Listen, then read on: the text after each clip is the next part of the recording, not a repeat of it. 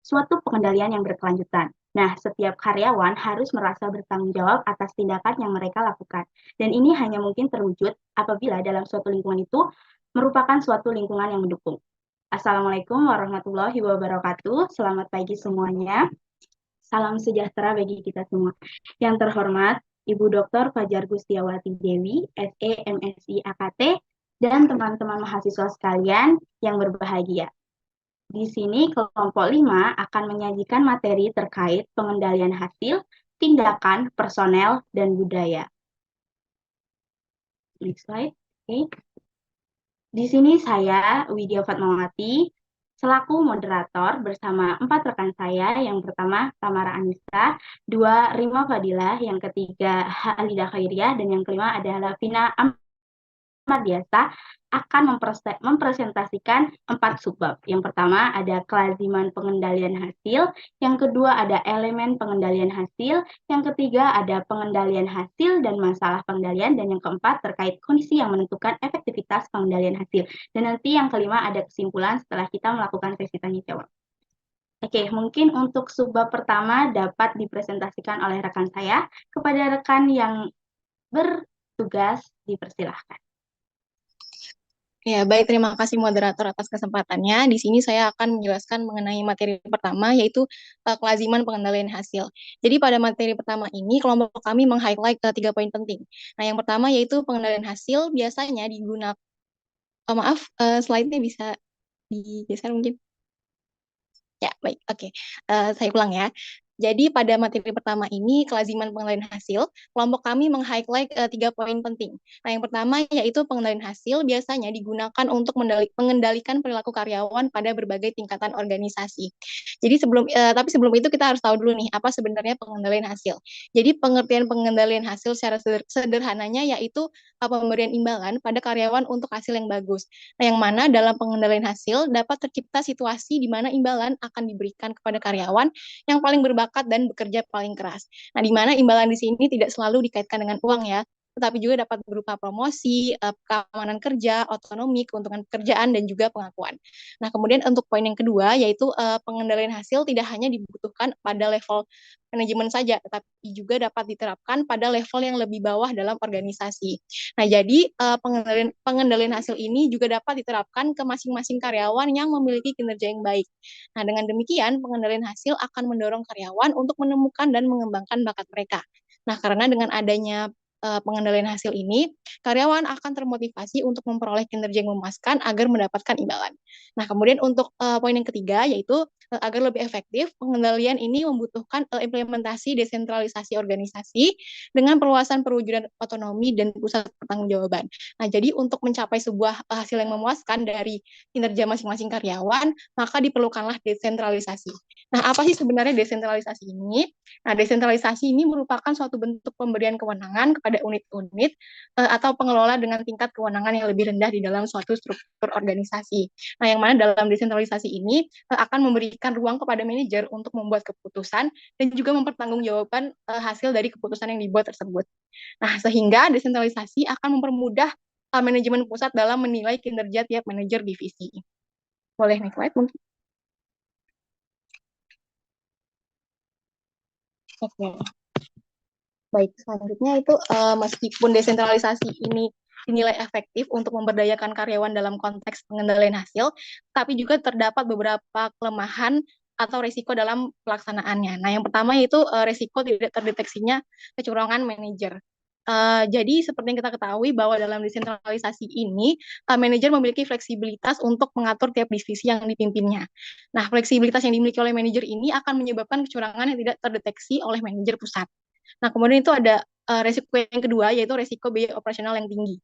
Di mana dalam desentralisasi, tiap-tiap manajemen bawah memiliki kebijakan masing-masing yang dapat menyebabkan pembengkakan sumber daya atau biaya operasional untuk mendukung kebijakan tersebut. Kemudian untuk resiko yang ketiga, yaitu resiko terhadap reputasi perusahaan. Di mana dalam desentralisasi ini terlalu banyak mendelegasikan kewenangan dapat membuat manajemen atas dan pusat kehilangan kendali atas bawahannya. Nah, kebijakan buruk yang dibuat oleh manajemen bawah ini bisa jadi merusak reputasi manajemen tingkat atas. Baik, itulah yang dapat saya sampaikan untuk materi pertama. Untuk materi selanjutnya akan disampaikan oleh teman saya. Terima kasih.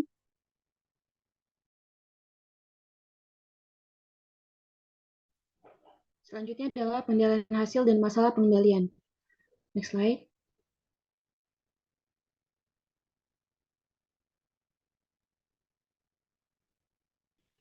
Nah, untuk penilaian hasil menyediakan beberapa manfaat tipe pencegahan.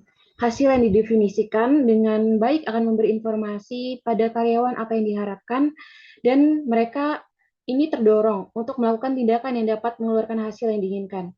Dengan cara ini, pengendalian hasil mengurangi potensi kurangnya pengarahan. Pengendalian hasil juga dapat menjadi efektif, khususnya dengan masalah motivasi karyawan. Meski tanpa arahan langsung dari supervisor atau intervensi dari level yang lebih atas, pengendalian hasil ini juga menyebabkan karyawan berperilaku untuk memaksimalkan peluang mereka dalam mendapatkan hasil yang diinginkan oleh organisasi. Pengaruh motivasi ini muncul khususnya ketika insentif untuk mendapatkan hasil yang diinginkan juga memajukan imbalan pribadi bagi karyawannya sendiri. Nah, akibatnya apa sih? Akibatnya, pengendalian hasil juga dapat mengurangi keterbatasan individual. Karena pengendalian hasil ini biasanya menjanjikan imbalan bagi mereka yang memiliki kinerja bagus. Mereka juga dapat membantu organisasi untuk menarik dan menahan karyawan yang percaya diri dengan kemampuan mereka.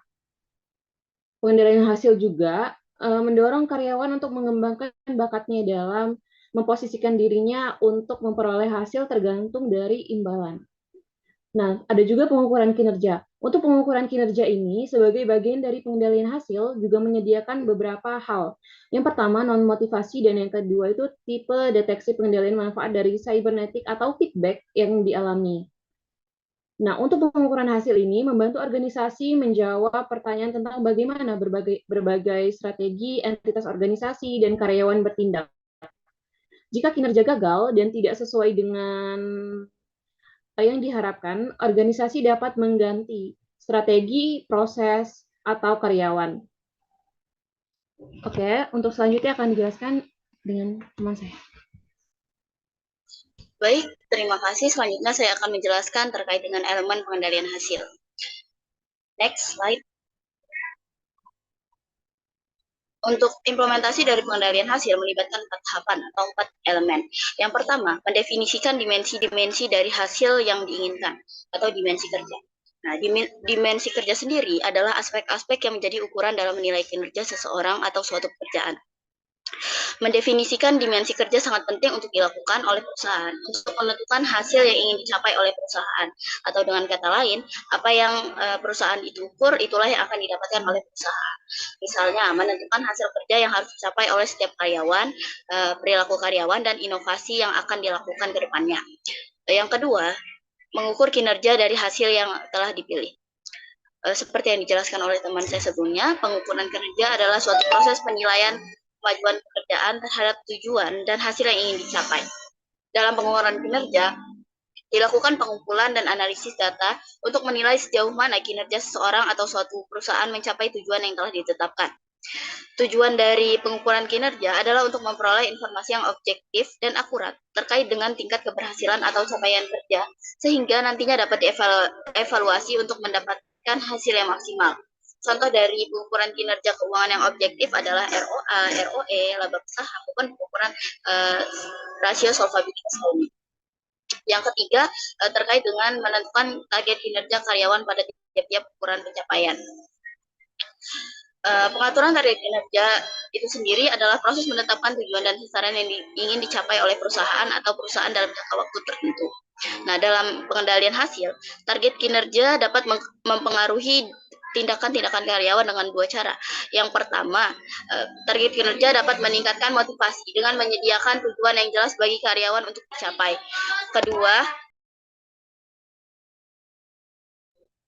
Kedua, target kinerja membuat karyawan dapat menilai kinerja mereka sendiri. Nah, untuk poin yang terakhir, yaitu poin yang keempat, menyediakan imbalan atau insentif bagi pencapaian target. Imbalan dan insentif itu merupakan elemen akhir dari pengendalian hasil. Insentif yang diberikan dalam yang diberikan perusahaan dapat berupa berbagai bentuk seperti kenaikan gaji, bonus, promosi, keamanan kerja, kesempatan pelatihan, kebebasan, sertifikat maupun pengenalan kepada publik. Mungkin itu saja yang bisa saya sampaikan terkait dengan elemen pengendalian hasil. Selanjutnya akan dijelaskan oleh teman saya. Baik, di sini saya akan melanjutkan materi mengenai kondisi yang menentukan efektivitas pengendalian hasil. Next. Terdapat 4 elemen yang menentukan efektivitas pengendalian hasil. Yang pertama, pengetahuan dari hasil yang diinginkan.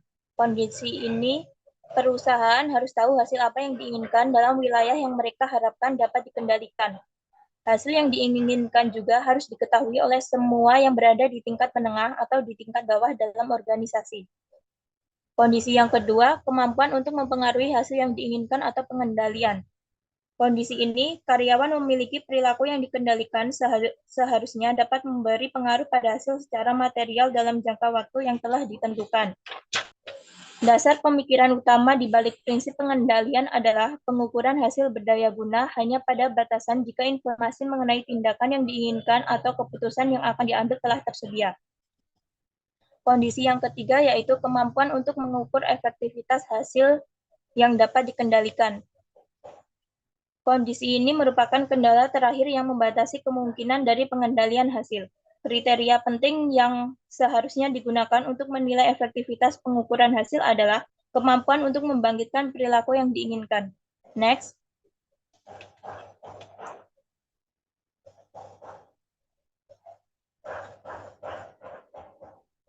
Untuk membangkitkan perilaku yang benar sebagai tambahan agar menjadi selaras dan terkendali, pengendalian harus mempunyai 5 elemen sebagai berikut. 1. Ketepatan.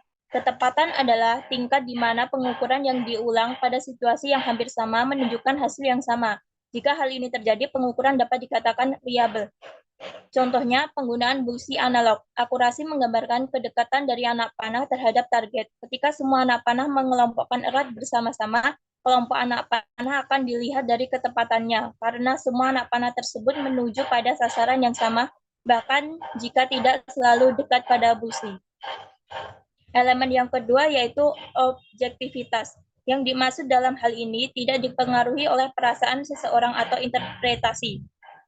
Ada 2 cara utama untuk menaikkan objektivitas pengukuran. Alternatif pertama adalah memiliki pengukuran yang dilakukan oleh orang yang independen dalam proses, seperti pada Departemen Pengendalian. Alternatif kedua adalah memiliki pengukuran yang telah diverifikasi oleh pihak yang independen seperti auditor. Elemen yang ketiga yaitu tepat waktu. Merujuk pada kesenjangan antara kinerja karyawan dan hasil pengukuran, dan pemberian provisi yang didasarkan pada hasil. Tepat waktu menjadi penting dalam pengukuran kualitas karena 2 alasan, yaitu motivasi dan meningkatkan nilai intervensi. Elemen yang keempat, mudah dipahami. 2 aspek agar mudah dipahami sangat penting, yaitu karyawan harus memahami dan bertanggung jawab terhadap apa yang mereka lakukan. Sebagai contoh, manajer pembelian yang bertanggung jawab terhadap rendahnya biaya pembelian bahan baku tidak akan berhasil sampai mereka mengembangkan strategi untuk mencapai tujuan tersebut, seperti memperbaiki negosiasi dengan vendor, menaikkan persaingan antar vendor, atau bekerja dengan orang teknik untuk mendesain kembali bagian tertentu. Dan elemen yang terakhir yaitu efisiensi biaya.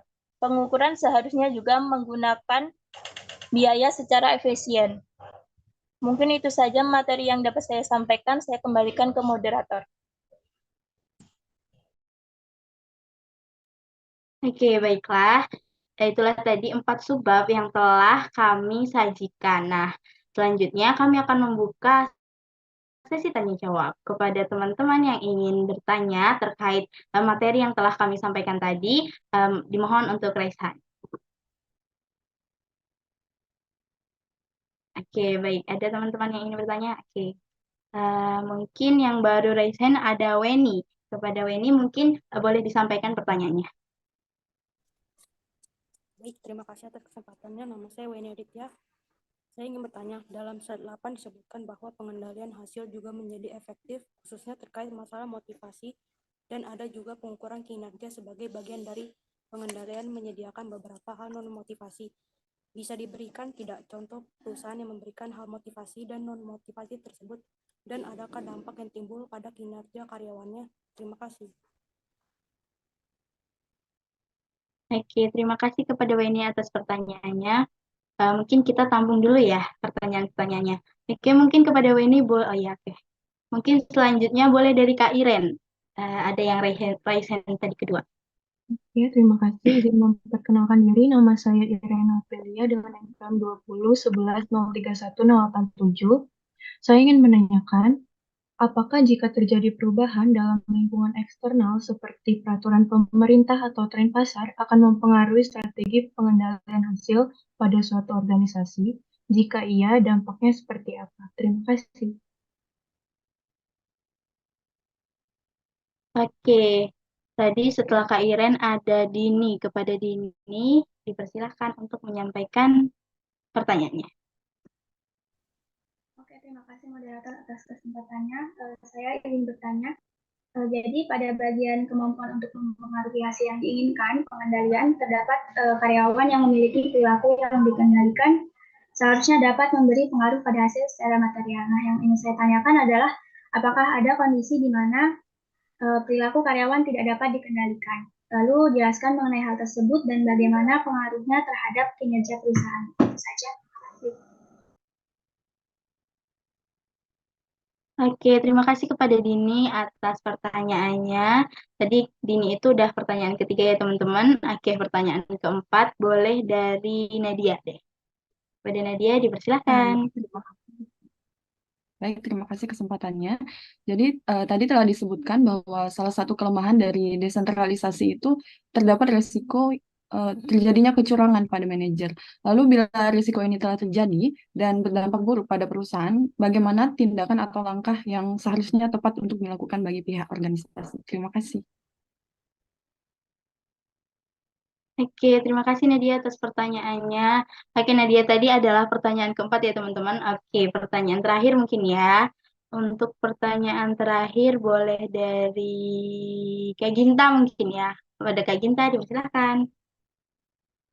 Baik, terima kasih atas kesempatannya. Izin memperkenalkan diri, saya Ginta Roka dengan NPM 2011031089. Izin bertanya, tadi kan kalian menjelaskan bahwa desentralisasi itu memiliki beberapa resiko. Di antaranya kan ada resiko tidak terdeteksinya kecurangan manajer, resiko biaya operasional yang tinggi, yang terakhir ada resiko terdapat reputasi perusahaan. Lalu, saya ingin bertanya, kondisi apa yang mengharuskan perusahaan memilih untuk menerapkan desentralisasi ini, di mana kita tahu bahwa desentralisasi ini kan memiliki beberapa kelemahan. Jadi pertanyaannya adalah faktor apa atau kondisi seperti apa yang mengharuskan perusahaan memilih desentralisasi ini? Cukup jelas? Oke, jelas Kak. Nanti mungkin kalau kurang jelas boleh drop pertanyaannya di WA ya Kak ya. Ya, makasih. Oke, terima kasih Kak. Oke, mungkin dari teman-teman dari kelompok 5 ada yang sudah menemukan jawaban dari pertanyaan teman-teman tadi?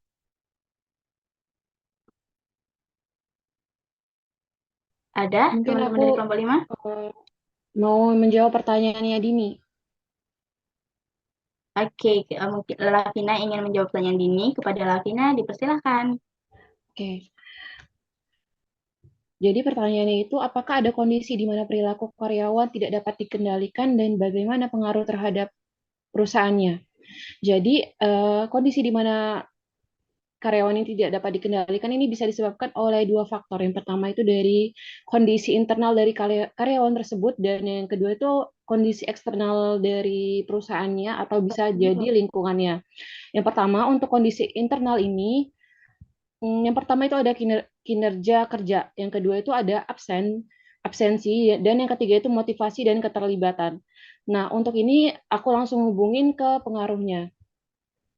Untuk kinerja kerja ini, kondisi karyawan yang tidak stabil dapat mempengaruhi kinerja mereka. Misalnya, jika seseorang karyawan mengalami masalah kesehatan serius, kinerjanya mungkin menurun, dan ini berdampak pada perusahaan terhadap penurunan produktivitasnya perusahaan.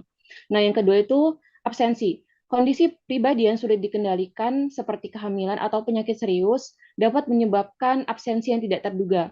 Nah, ini dapat mempengaruhi kelancaran operasional perusahaan. Yang ketiga, itu motivasi dan keterlibatan. Karyawan yang menghadapi masalah pribadi yang serius mungkin memiliki motivasi yang berkurang atau merasa kurang terlibat dalam pekerjaan mereka. Dan ini juga berpengaruh terhadap kondisi produktivitas perusahaan. Untuk faktor eksternalnya, yang pertama itu ada hubungan di tempat kerja.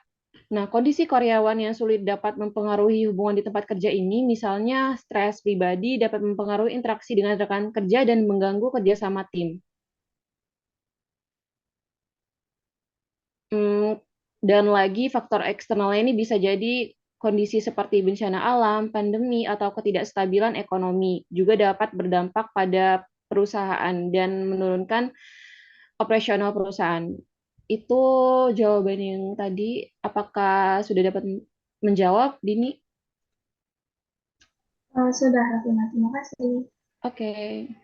Oke, itu tadi jawaban dari Lavina dan Dini juga udah dapat diterima. Mungkin sedikit aku pengen nambahin terkait dampak faktor-faktor yang dapat mempengaruhi kemampuan untuk mengendalikan perilaku karyawan tadi ya. Mungkin salah satunya itu bisa dari motivasi pribadi kali ya. Kayak karyawan yang memiliki motivasi dan aspirasi pribadi itu mungkin akan lebih tidak akan selalu sejalan dengan tujuan perusahaan. Nah, jadi kalau hal itu terjadi, meskipun perusahaan dapat memberikan intensif dan tujuan yang jelas, tapi kalau misalkan motivasi pribadi dari karyawan tersebut mungkin menjadi salah satu faktor, yaitu akan sulit untuk sesuatu hal itu akan dikendalikan. Mungkin itu sih tambahan dari aku. Nah, untuk teman-teman dari kelompok 5 yang lainnya, boleh kalau mau jawab pertanyaan dari teman-teman yang tadi, ada? Baik, saya akan menjawab pertanyaan dari Weni. Dalam slide 8 disebutkan bahwa pengendalian hasil juga menjadi efektif khususnya terkait masalah motivasi dan ada juga pengukuran kinerja sebagai bagian dari pengendalian menyediakan beberapa hal non-motivasi. Bisa diberikan contoh perusahaan yang memberikan hal motivasi dan non-motivasi tersebut dan apakah dampak yang timbul pada kinerja karyawan. Perusahaan yang memberikan hal motivasi seperti Google, dikarenakan sebagai perusahaan yang memberikan beragam insentif kepada karyawannya seperti fasilitas rekreasi, makanan gratis, proyek-proyek menarik, dan waktu luang untuk eksplorasi ide, ini dapat meningkatkan motivasi karyawan dan kreativitas mereka. Sedangkan perusahaan yang non-motivasi, sebaliknya, beberapa perusahaan yang memberlakukan aturan yang sangat ketat, kontrol yang berlebihan, dan lingkungan kerja yang monoton dapat membuat karyawan merasa terkekang dan kurang termotivasi. Contoh yang ekstrim bisa menjadi pabrik-pabrik dengan kondisi kerja yang buruk. Dalam hal pengaruh pada kinerja karyawan, perusahaan yang memberikan motivasi yang kuat dan lingkungan kerja yang mendukung biasanya memiliki karyawan yang lebih produktif, kreatif, dan bersemangat. Oleh karena itu, perusahaan perlu memahami kebutuhan dan preferensi karyawan mereka untuk menciptakan lingkungan yang motivasi secara efektif.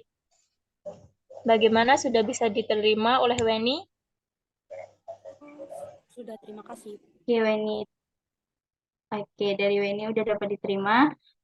Itu tadi jawaban dari Tamara. Mungkin dari teman-teman lain ada yang mau menambahkan jawaban yang telah diberikan dari kelompok kami?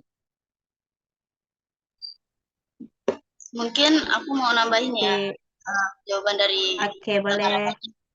Untuk contoh perusahaan yang memberikan hal non-motivasi itu bisa dilihat pada divisi network management pada Telkom Indonesia. Nah, jadi perusahaan tersebut itu memberikan hal non-motivasi berupa beban kerja yang berlebihan dan juga tuntutan yang tinggi yang berdampak negatif pada kinerja karyawannya. Dampak negatif yang terhadap kinerja karyawannya misalnya kayak penurunan produktivitas kinerja akibat stres kerja yang mereka alami.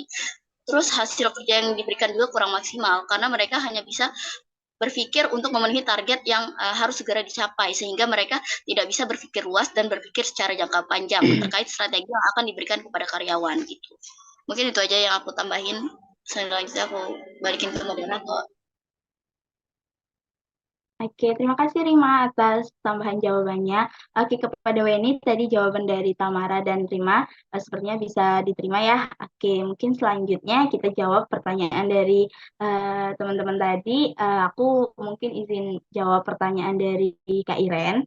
Nah, pertanyaan Kak Iren itu tadi terkait apakah jika suatu perusahaan, apakah jika terjadi perubahan dalam lingkungan eksternal seperti kayak peraturan pemerintah atau tren pasar akan mempengaruhi dari strategi pengendalian hasil pada suatu organisasi. Nah, menurut aku hal tersebut bisa berpengaruh karena dalam perubahan dalam lingkungan eksternal seperti peraturan pemerintah atau tren pasar itu dapat sangat mempengaruhi strategi pengendalian hasil karena dampaknya itu dapat beragam. Ini aku hubungin langsung ke dampaknya. Nah, dampak-dampak yang mempengaruhi itu yang pertama mungkin kayak perubahan dalam peraturan pemerintah. Jika pemerintah itu mengeluarkan atau mengubah peraturan terkait bisnis atau industri tertentu, organisasi harus menyesuaikan strategi pengendalian hasil yang mereka buat. Kayak misalkan peraturan yang lebih ketat tentang lingkungan dapat memaksa suatu perusahaan itu untuk menginvestasikan lebih banyak dalam teknologi ramah lingkungan atau mengubah proses produksi mereka. Mungkin yang kedua itu misalkan ada perubahan di tren pasar. Nah, perubahan dalam preferensi konsumen atau tren pasar itu dapat mempengaruhi permintaan produk atau layanan. Nah, jadi organisasi itu harus merespon dengan mengubah strategi pemasaran atau mungkin bisa mengembangkan produk baru sesuai dengan tren tersebut. Mungkin itu sih yang dapat aku sampaikan. Mungkin dari teman-teman lain ada yang mau menambahkan? Dari Kak Irennya, apakah bisa diterima jawaban dari saya? Sudah, terima kasih. Oke, terima kasih Kak Iren. Teman-teman ada yang ingin mau menambahkan? Kalau mungkin tidak, mungkin bisa next kita jawab pertanyaan dari teman-teman lainnya. Ya, Aku izin jawab pertanyaan dari Kak Ginta ya. Menurut kelompok kalian, Oke, kondisi kepada apa Rima, yang dipersilakan. untuk pertanyaannya sendiri tadi, menurut kelompok kalian, kondisi seperti apa yang mengharuskan perusahaan menerapkan desentralisasi? Nah, menurut kelompok kami itu yang pertama itu bisa dilihat dari ukuran organisasi yang besar atau juga kompleks. Sehingga kalau dia menerapkan sistem sentralisasi itu kurang efektif. Kenapa? Karena pengambilan keputusan itu hanya dapat dilakukan oleh manajer tingkat atas. Kalau perusahaan yang besar, lebih baik menggunakan desentralisasi karena pengambilan keputusan dapat dilakukan manajer yang lebih rendah. Terus yang kedua itu perusahaan yang memiliki banyak cabang atau divisi sehingga pengambilan keputusan itu harus dilakukan secara desentralisasi atau bisa dibantu dengan pengambilan keputusan pada manajer tingkat bawah. Terus perusahaan yang ingin meningkatkan kinerja manajerial atau memotivasi manajer untuk berinisiatif dalam mengambil keputusan. Terus yang keempat ada perusahaan yang ingin mempercepat pengambilan keputusan dan mengurangi birokrasi. Dan yang kelima itu perusahaan yang ingin meningkatkan efisiensi dan efektivitas operasional dengan memberikan kebebasan pada manajer untuk membuat keputusan yang terbaik. Itu aja sih dari aku. Dari Kak Gitanya mungkin bisa diterima. Bisa, udah cukup. Makasih. Oke, tadi jawaban dari Rima untuk pertanyaan Kak Ginta. Kak Gintanya juga bisa menerima jawaban dari Rima. Mungkin dari teman-teman ada yang ingin menambahkan jawaban dari kelompok kami tadi? Oke, karena mungkin dari teman-teman juga sudah cukup. Mau nambahin, Mungkin Wit? selanjutnya kita, oke, kepada Niki, dipersilakan. Mungkin ada satu hal yang mau ditambahin, yaitu mungkin ya ruang lingkup dari bisnisnya sendiri. Misalkan bisnisnya itu terutama perusahaan multinasional, karena kan udah geografinya nggak cuma di satu negara doang. Bahkan di berbagai negara, berbagai daerah, berbagai tempat yang mana setiap daerah itu mungkin mempunyai ciri khas atau kebudayaan yang berbeda-beda. Jadi diperlukan yang namanya desentralisasi agar setiap manajer itu dapat yang namanya menyesuaikan kebutuhan dari setiap daerah. Jadi produknya itu dapat laku dengan cepat. Itu sih tambahannya. Oke, terima kasih Niki atas tambahan untuk jawaban untuk Kak Ginda tadi. Mungkin ada satu pertanyaan yang belum dijawab dari Nadia. Mungkin dari teman-teman kelompok 5 ada yang ingin menjawab? Iya, aku di sini izin jawab pertanyaan Nadia terkait bagaimana tindakan yang seharusnya tepat dilakukan untuk mengatasi kecurangan yang dilakukan oleh manajer. Jadi kelompok kami di sini menurut kelompok kami di sini terdapat beberapa langkah yang dapat digunakan untuk mengatasi atau menghindari kecurangan yang dilakukan oleh manajer. Nah, langkah-langkah tersebut itu yang pertama seperti audit internal. Jadi melakukan audit internal secara berkala untuk mengawasi aktivitas keuangan dan operasional divisi dapat membantu mengidentifikasi kecurangan. Kemudian itu yang kedua ada sanksi tegas dengan menerapkan sanksi tegas terhadap manajer divisi yang terlibat dalam kecurangan, termasuk pemecatan jika diperlukan. Kemudian itu yang ketiga itu penyelidikan mendalam, yang mana jika ada indikasi kecurangan maka dapat dilakukan penyelidikan mendalam untuk mengungkapkan semua fakta yang terkait. Kemudian yang keempat yaitu pengawasan ketat, di mana memastikan ada pengawasan yang ketat terhadap tindakan manajer divisi, termasuk pemantauan kinerja dan audit terprogram. Kemudian yang terakhir yang kelima yaitu pelatihan dan kesadaran, di mana menyediakan pelatihan etika bisnis dan kepatuhan hukum kepada manajer divisi untuk meningkatkan kesadaran mereka tentang risiko kecurangan. Mungkin itu aja sih yang aku sampaikan. Mungkin dari teman-teman kelompok maupun teman yang lain ingin menambahkan jawabannya. Ya, Ibu Oke, pikir dari teman-teman ada yang ya. ya Ibu. Ya, baik, Ibu nambahin sedikit ya terkait dengan ini, Ibu menggarisbawahi lah begitu.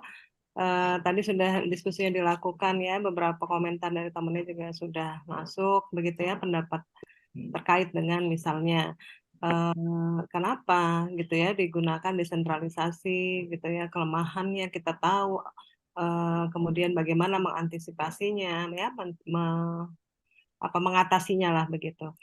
Ya, jadi begini, akuntansi sudah membuat perangkat gitu ya. Di sistem pengendalian manajemen ini tidak hanya membicarakan mengenai apa ya istilahnya manajemennya begitu ya, manajemennya, tapi di sini adalah pengendaliannya sebenarnya yang ditekankan dengan membentuk sebuah sistem. Di dalam sistem itu semua berperan ya, sehingga akuntansi ini menjadi salah satu fungsi yang nggak bisa ditinggalkan dalam sistem pengendalian manajemen. Yaitu tadi temannya sudah berpendapat bahwa dalam pengendalian manajemen kita membutuhkan yang namanya pemeriksaan, yang itu dilakukan oleh auditor internal kalau di dalam perusahaan. Ya, sehingga tadi yang istilahnya kebijakan itu dipilih. Kita menggunakan desentralisasi karena perusahaan sudah makin besar gitu ya. Perusahaan misalnya sudah menjadi multinasional di berbagai negara atau berbagai wilayah. Kalau di nasional pun itu sudah membutuhkan desentralisasi gitu ya. Sehingga istilahnya untuk mempermudah pengendalian itu harus diturunkan ke bawah, wewenangnya dibagi ke manajer di bawahnya.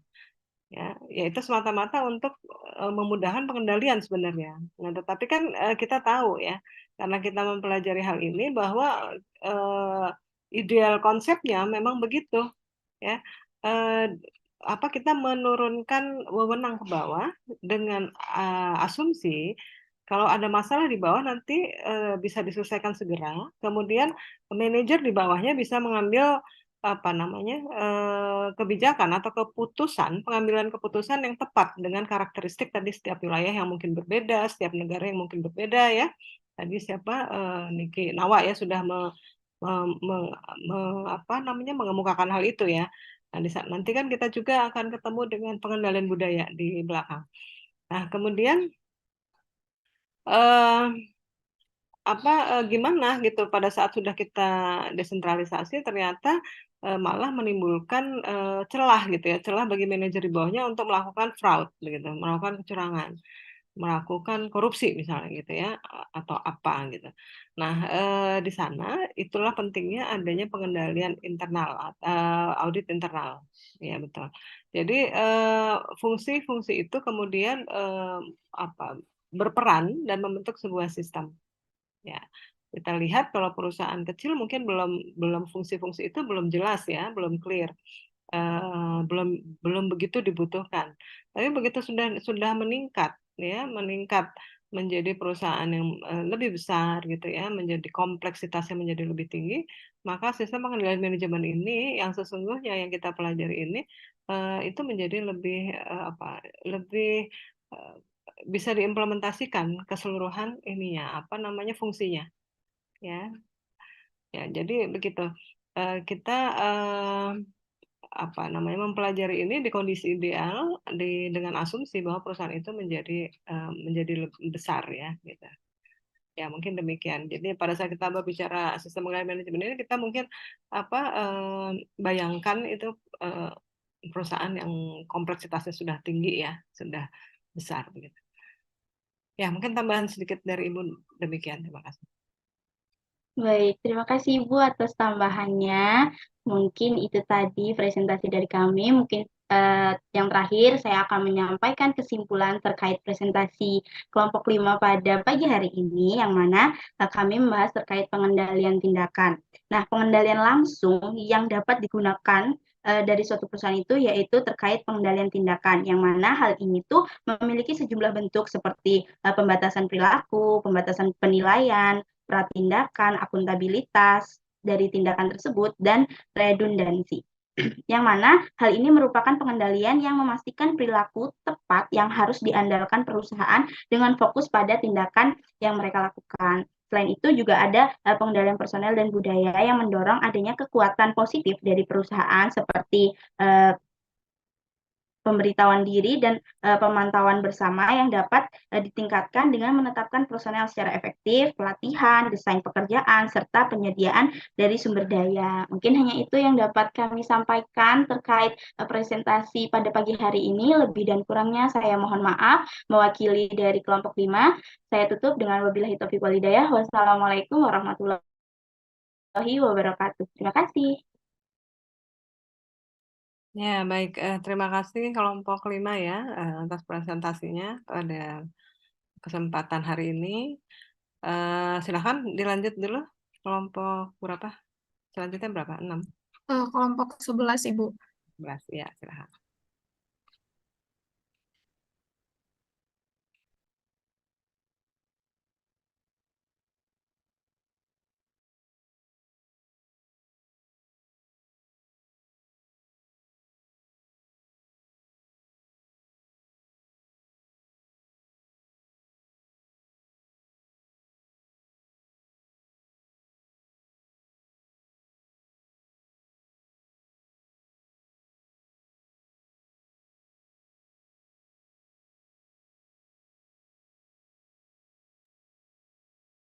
Assalamualaikum warahmatullahi wabarakatuh. Selamat pagi semuanya.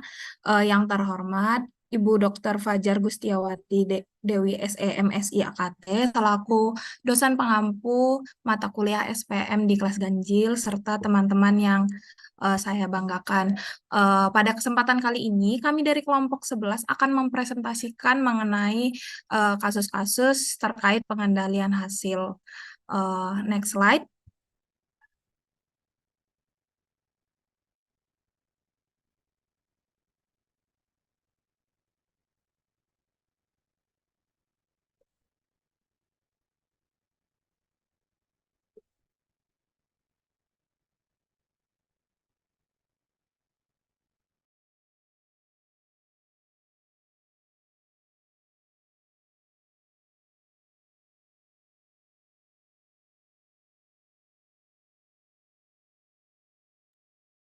Oke, sebelumnya kami akan memperkenalkan diri dari kelompok 11. Yang pertama itu ada Anissa Nurutami, lalu yang kedua ada Resi Pramestia dan Nila Indah.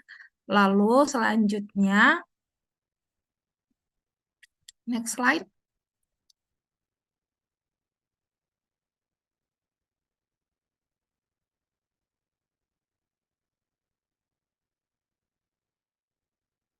Ada Nabila Delviana Putri, lalu ada saya sendiri, Sri Natalia Mahani, dan yang terakhir ada Nafila Sofa Azahra.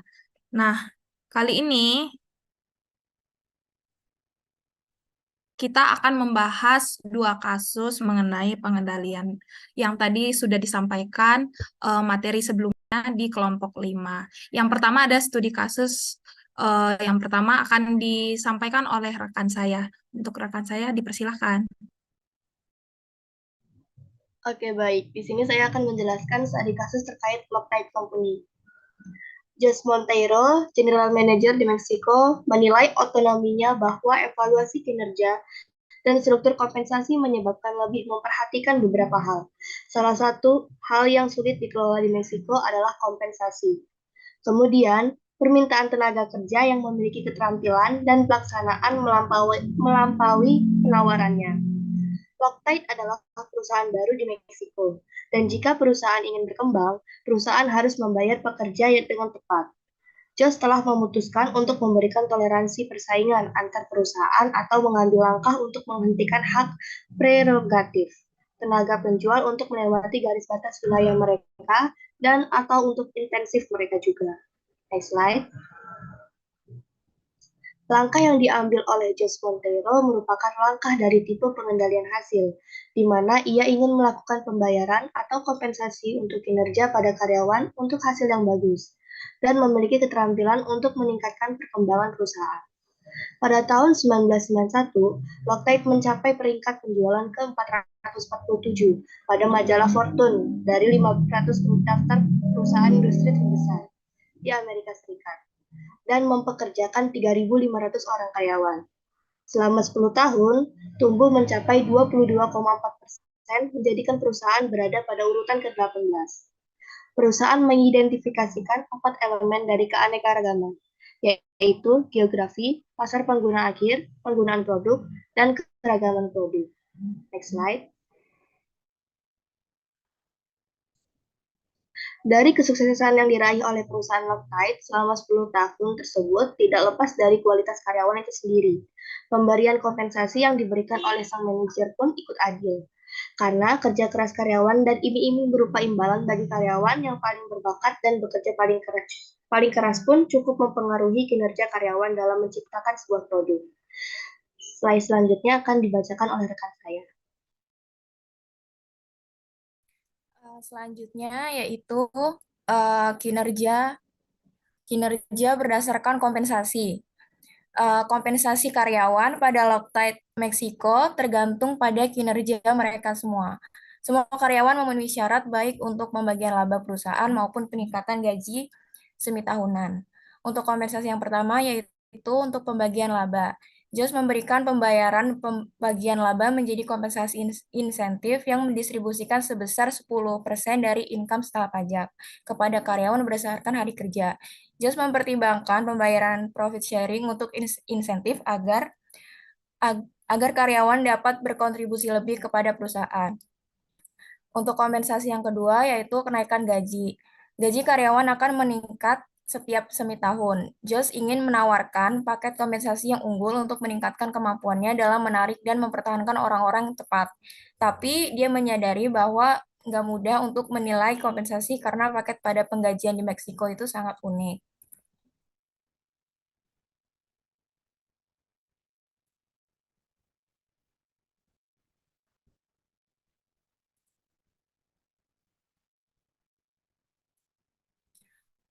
Lalu untuk rencana kompensasi insentif, Loctite menawarkan rencana kompensasi yang berbeda untuk tenaga penjual, manajer penjualan, dan manajer lini pertama. Untuk tenaga penjual, dibayarkan komisinya 2 bulan sekali, daripada dengan dasar tahunan yang dilakukan oleh Loctite yang berlokasi di Amerika.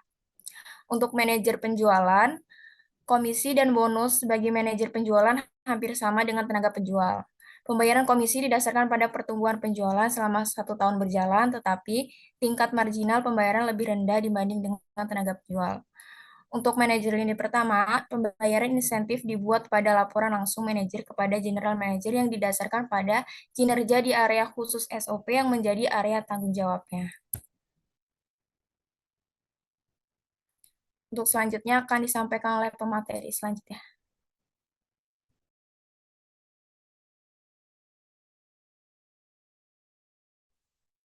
Baik, untuk materi selanjutnya yaitu adalah persaingan antar negara penjual di wilayah Mexico City.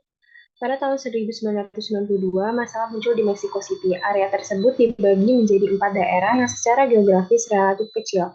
Melambatnya penjualan menyebabkan rusaknya integritas sistem teritorial. Beberapa tenaga penjual mulai melakukan perjalanan ke dalam daerah teritorial lain dan bukan pada area yang ditugaskan untuk menjual produk. Satu ide yang dimiliki perusahaan untuk mengurangi masalah pembajakan antar daerah adalah membangun satu daerah gabungan dalam wilayah Mexico City. Kemudian, bonus akan tergantung pada kinerja dalam sebuah wilayah, dan perusahaan akan mengalokasikan pada masing-masing individu didasarkan pada kinerja SOP. Dalam studi kasus ini, Jose Monteiro menggagas ide pembayaran kompensasi pada karyawan yang bekerja di Loctite.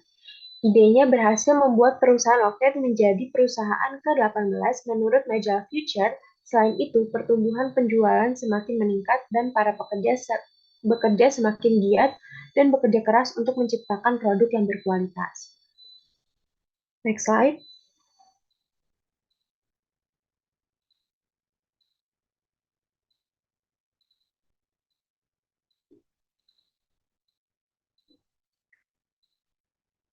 Berikut adalah tanggapan. Menurut kami, manajemen dan distributor perusahaan Loctite Company di Meksiko (SADCV) harus memperhatikan kondisi pasar terlebih dahulu dan harus loyal pada kondisi tenaga penjual. Apakah harga pasar sedang naik atau turun? Tidak harus menekan sang tenaga penjual agar penjualan lebih banyak distributor. Harus memperhatikan kondisi pasar agar tidak kehilangan konsumen dan juga tidak kehilangan tenaga penjual. Dari hasil analisis kami pada kasus di Mexico City, kami mendapatkan kecurangan pada laporan distributor ataupun tenaga penjual. Bagaimana kondisi pasar dan konsumen mereka takut jika mengatakan kondisi pasar yang sebenarnya. Konsumen mereka akan diambil oleh manajer. Jadi, saran kami untuk manajemen agar melakukan pengecekan secara langsung di lapangan penjualan agar tidak terjadi lagi kecurangan yang dilakukan distributor, dan manajer harus memastikan bahwa kinerja distributor sudah baik terhadap kondisi pasar, dan distributor juga harus memberi bonus yang sama seperti pesaing mereka kepada tenaga kerja penjual agar tidak ada rasa tidak adil bagi tenaga kerja. Baiklah, untuk materi selanjutnya akan disampaikan oleh rekan saya. Baik, mungkin ini ya, ini usul Ibu ya. Ini kasusnya tadi cukup menarik yang pertama, supaya semua mahasiswa fokus dulu ke kasus yang pertama. Gimana kalau kita bahas dulu kasus pertama? Ini kelompok ini nggak bahas dua kasus kan ya? Iya benar, Bu. Kasus ya. Dan beda view kan. Kalau tadi kan dia dari sisi kompensasi ya. Kalau ini dari sisi apa yang kedua? Oke. Kalau gitu kita diskusi dulu yang pertama dulu ya, kasus pertama. Ya mungkin bisa back lagi ke slide tadi. Ya, Ibu bisa minta tolong ke depan lagi yang terkait dengan beberapa manajer. Slide-nya tetap, jangan di close. Ya, kita mau ngebahas materinya ya. Ya, nanti materi kasusnya maksudnya. Bisa ditampilkan kembali. Di share screen lagi. Ya, mungkin yang lain ya, mahasiswa yang lain bisa sambil fokus begitu, sehingga kita bisa diskusi dulu satu-satu. Waktu kita masih panjang kok ya, biar paham. Ya, ini kan studi kasus di Loctite Company ya di Meksiko. Nah, dalam kasus ini perusahaan ya intinya ingin mengendalikan hasilnya dengan memainkan variabel kompensasi. Ya, tadi di materi di teorinya di dalam penyampaian kelompok 5 tadi juga sudah disampaikan bahwa ada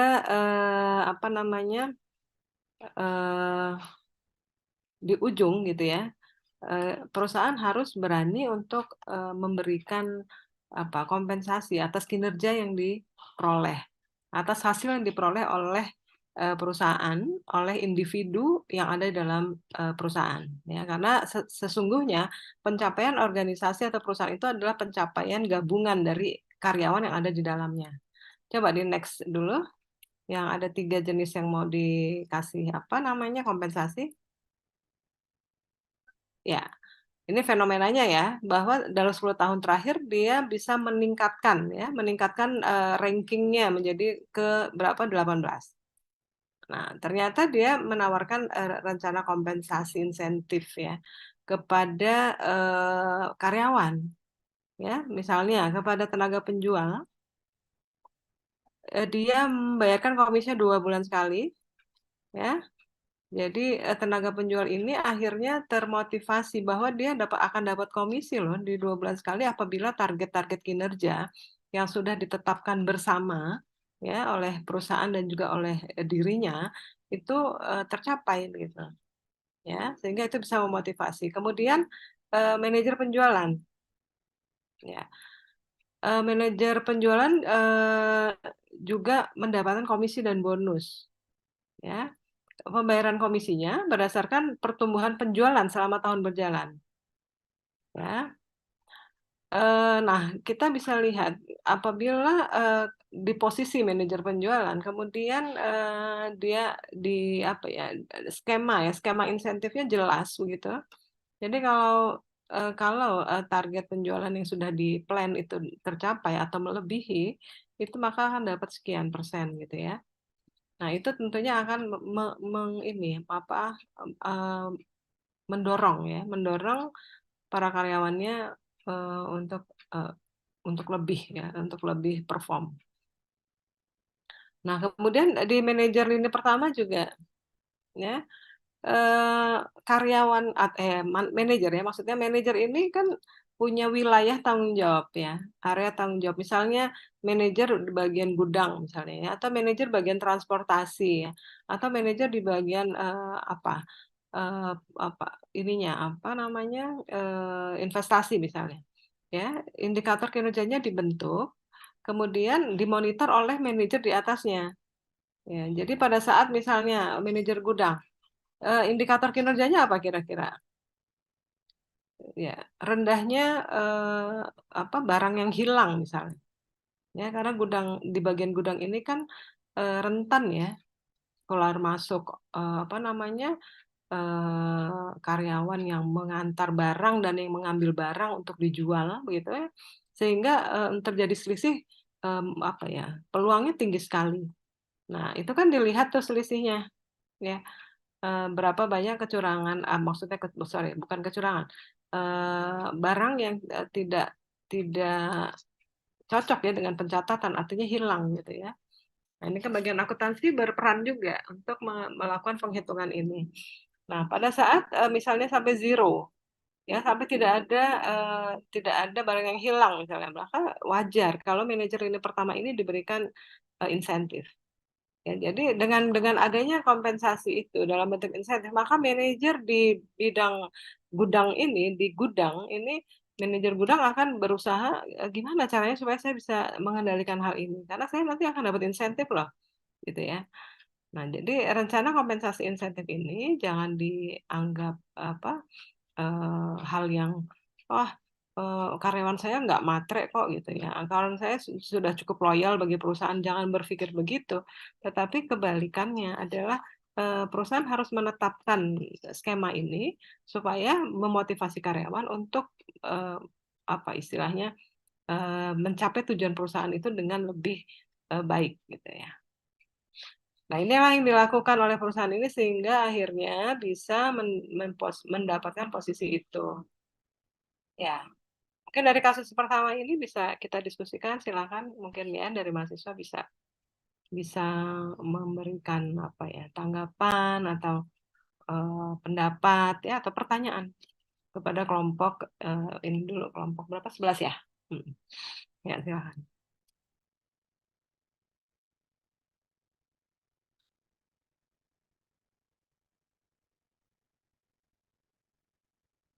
Nggak ada.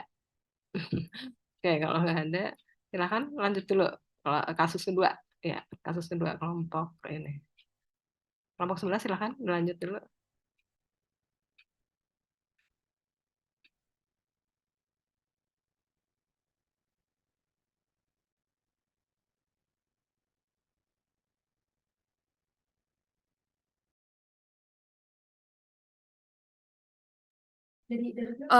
Oke, selanjutnya kita akan bahas studi kasus Houston Fearless 76.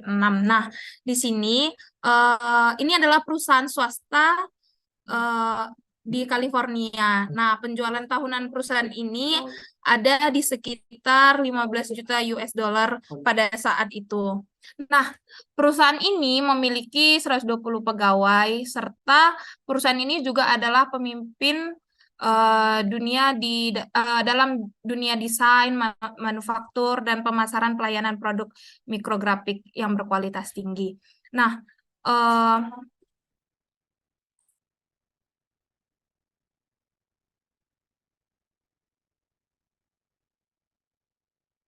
tetapi pada masanya perusahaan ini tuh menghadapi masalah kebangkrutan dan likuidasi pada aset-asetnya. Lalu selanjutnya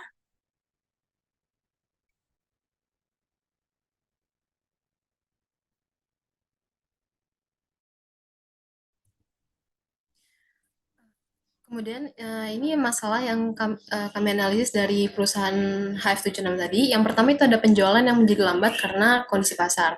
Selain itu ada kurang maksimalnya dalam mengembangkan pasar. Yang ketiga ada kesalahan yang jelas antara tujuan perusahaan dan insentif tenaga penjual didasarkan pada penjualan, bukan pada keuntungan produk. Kemudian yang keempat, ramalan penjualan yang dilakukan HF76 ini tidak konsisten. Yang kelima, kepemimpinan yang tidak konsisten. Keenam, membutuhkan sistem yang lebih baik. Dan terakhir, komisi apa yang harus dibayarkan jika margin kotor produknya negatif atau rendah. Lalu selanjutnya ada solusi atau pemecahan masalah. Yang pertama, seharusnya HF76 mengetahui hasil yang diinginkan, yang berarti lebih dari hasil kualitas yang diwakili oleh pengukuran hasil, kurang disukai karena segala sesuatu dianggap setara. Lalu mampu untuk mengukur efektivitas hasil yang dapat dikendalikan seperti tepat waktu, dalam pengiriman mesin atau persediaan yang dibutuhkan, agar pelanggan tidak menunggu terlalu lama dalam hal tersebut. Yang kedua, Houston Fearless 76 melakukan pengendalian yaitu pengukuran kinerja, seperti memberikan pelatihan kepada karyawan untuk mengembangkan penjualan. Yang ketiga, Houston Fearless 76 memulai rencana insentif penjualan baru yang terdiri dari 3 unsur. Yang pertama, komisi berdasarkan margin kotor produk, tetapi komisi tidak akan dibayarkan sampai margin kotor melebihi 70% dari perkiraan. Yang kedua, bonus berdasarkan akurasi perkiraan. Dan yang terakhir, bonus berdasarkan pencapaian target manajemen by activities. Next. Keempat, ramalan yang tidak konsisten seharusnya dievaluasi dan memperbaiki akurasi peramalan penjualan. Karena ramalan penjualan yang tidak konsisten akan mempengaruhi perencanaan produksi dalam pengambilan keputusan mengenai bagian mana yang harus dibeli dan sub-assemblies apa yang dihasilkan untuk persediaan. Yang kelima, untuk mengatasi sistem yang lama, HF76 mengimplementasi sistem pengendalian polusi traffic photo citation analyzer dengan menggunakan intensif yang baru. Yang terakhir, komisi yang dibayarkan seharusnya menggunakan pengukuran yang lebih efisien dari sisi biaya untuk menilai efektivitas dan membutuhkan pertimbangan yang matang. Lalu, mengimplementasikan rencana intensif yang baru, yaitu tidak ada pembayaran komisi hingga margin kotor lebih dari 70%. Dari peramalan, bonus berdasarkan pada peramalan yang akurat, dan bonus berdasarkan pencapaian manajemen individual pada target tujuan. Sekian penjelasan dari saya lanjutkan kepada moderator.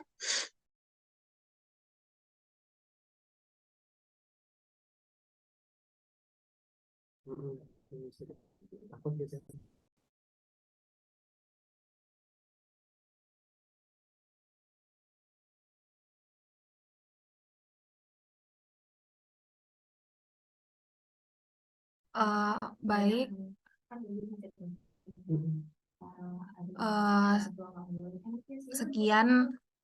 Sekian presentasi dari kelompok 11. Untuk teman-teman sekalian yang mau bertanya, dipersilahkan untuk raise hand.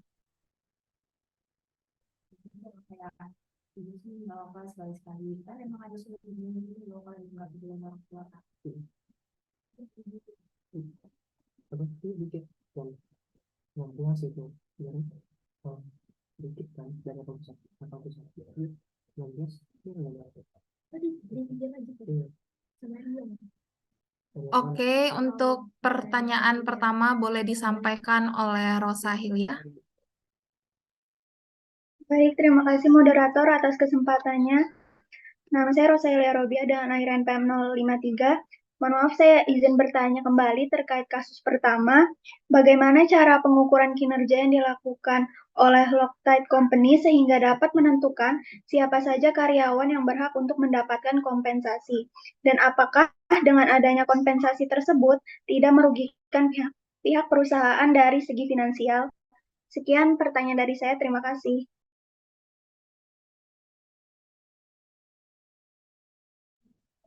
Oke, thank you Ocha. Selanjutnya kita akan untuk Fadila, dipersilahkan. Baik, terima kasih kesempatannya. Izin memperkenalkan diri, saya Fadila Purenka dengan ujung NPM 025. Jadi tadi kan dijelasin ya di dalam slide bahwa salah satu masalah yang dihadapi oleh HF76 yaitu kurang maksimal dalam mengembangkan pasar. Nah, kemudian solusinya yaitu memberikan pelatihan kepada karyawan. Jika misalkan nih, kelompok kalian ini sebagai karyawan yang sudah diberikan pelatihan, lalu bagaimana strategi pemasaran yang paling efektif untuk mencapai tujuan pengembangan pasar perusahaan berdasarkan kasus tersebut?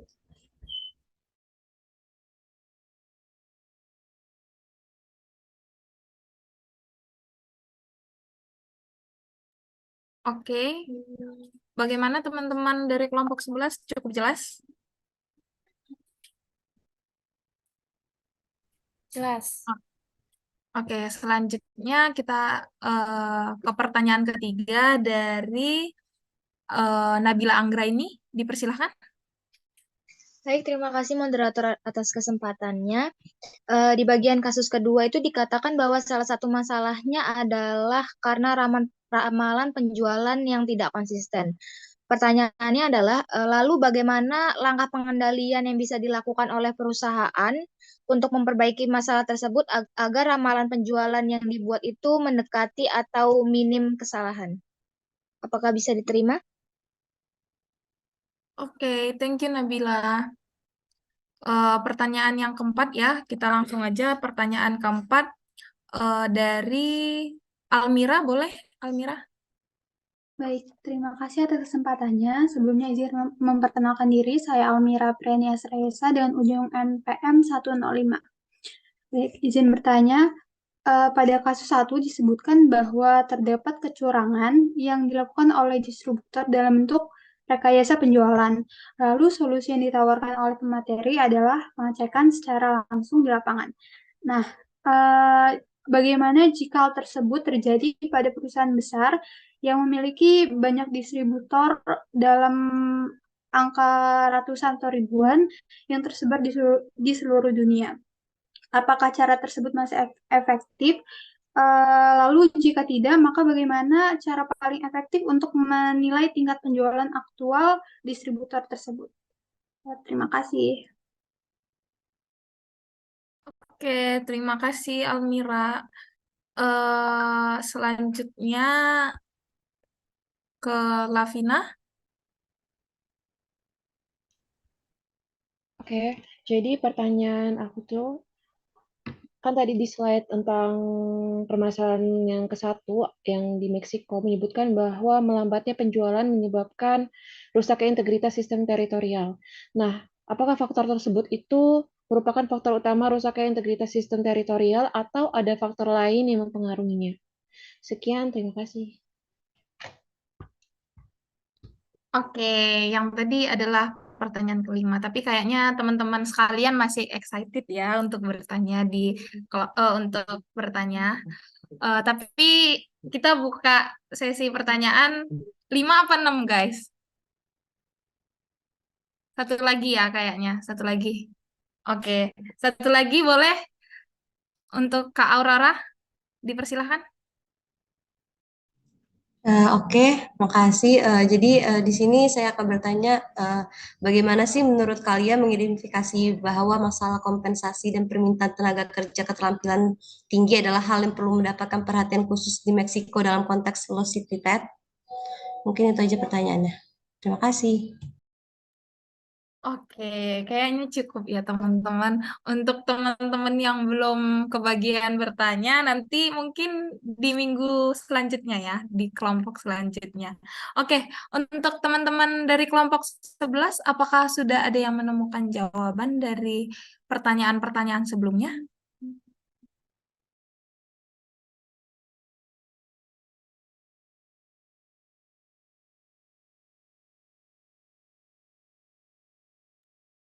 Bagaimana kelompok 11? Sudah ada yang menjawab?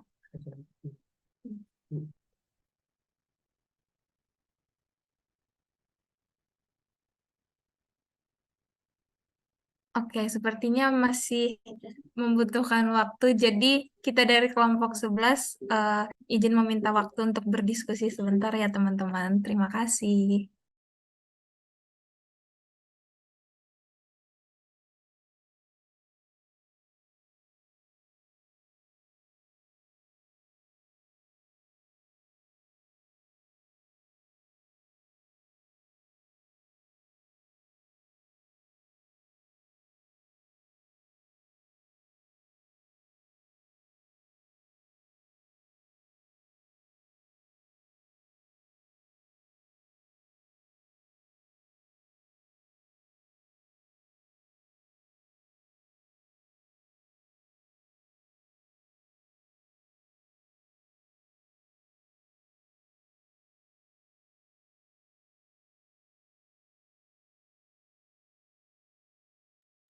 Baik, di Oke, sini saya sepertinya. akan Oke. Dari kelompok 11 akan menjawab pertanyaannya untuk eh, Salsabila. Boleh dijawab? Oke, di sini aku mau jawab pertanyaan dari Fadila ya. Pertanyaan itu dijelasin di slide bahwa salah satu masalah yang dihadapi oleh HF76 yaitu kurang memaksimalkan dalam mengembangkan pasar. Kemudian solusinya yaitu memberikan pelatihan kepada karyawan. Kegiatan ini merupakan salah satu alternatif untuk meningkatkan pertumbuhan produktivitas perusahaan. Jika misalnya kelompok kalian ini sebagai karyawan yang sudah diberikan pelatihan, lalu bagaimana strategi pemasaran yang paling efektif untuk pemecahan masalah dalam memaksimalkan pengembangan pasar perusahaan berdasarkan kasus? Apakah itu melalui peningkatan promosi, pengembangan produk, atau penargetan segmen pasar baru atau yang lainnya? Baik, pengembangan pasar yaitu merupakan sebuah usaha yang dilakukan dalam meningkatkan penjualan dari hasil produk yang dihasilkan. Menurut kelompok kami, strategi pasar yang paling efektif dilakukan dalam memecahkan masalah tersebut dengan cara yang pertama, membuat inovasi varian baru, produk baru, atau pengembangan produk. Dengan menerapkan strategi ini, maka pelanggan lama tidak akan jenuh dan lebih sering melakukan transaksi. Sedangkan pelanggan baru akan datang menghampiri karena terpikat dengan produk-produk di inovasi yang baru. Strategi ini ampuh terbukti dengan banyak yang diterapkan oleh perusahaan yang lain. Konsumen cenderung tertarik dengan inovasi yang baru yang dilakukan pelaku usaha secara berkala. Bahkan mereka yang dengan antusias menunggu produk dengan inovasi yang baru yang akan dirilis selanjutnya. Lalu yang kedua, melakukan peningkatan dalam promosi. Di zaman sekarang yang sudah modern ini, seluruh entitas perusahaan terkemuka telah memiliki akun sosial media resmi selain email dan website seperti Twitter, Instagram, atau yang lainnya. Metode ini dilakukan agar perusahaan semakin dekat dengan konsumen serta lebih peka terhadap kebutuhan dan permintaan pasar, mengingat seluruh masyarakat sudah populer dengan kegiatan di dunia maya dalam kesehariannya. Melalui akun media sosial, konsumen dapat melihat lebih banyak aktivitas perusahaan dan akan mendapatkan informasi terkini terutama mengenai produk atau jasa yang akan ditawarkan oleh perusahaan. Yang terakhir itu dapat memahami persaingan pasar. Dalam dunia bisnis persaingan adalah hal yang sangat wajar karena semua pelaku usaha bergerak untuk mencapai hasil yang sesuai diharapkan. Sebagai pengusaha, harusnya memahami persaingan pasar yang akan terjadi. Maksudnya adalah para perusahaan yang bergerak di bidang yang sama, bagaimana sih sistem penjualan mereka, varian produk, fasilitas, layanan, dan lain sebagainya yang dapat mendongkrak penjualan mereka. Mempelajari hal tersebut sah-sah saja selama dalam batas wajar di mana memang informasi suatu perusahaan dapat diketahui oleh publik. Dengan memahami persaingan pasar, maka Anda dapat mengatur strategi atau langkah jitu demi menggerakkan penjualan yang sedang diharapkan atau tinggi. Berdasarkan pengamatan persaingan pasar yang terjadi, bisa mengetahui apa yang sedang diburu konsumen dan apa yang paling menarik bagi konsumen. Sekian dari saya, apakah dapat diterima oleh Fadila? Ya, sudah, terima kasih. Selanjutnya saya akan jawab pertanyaan dari Almira. Pertanyaan itu pada kasus 1 disebutkan bahwa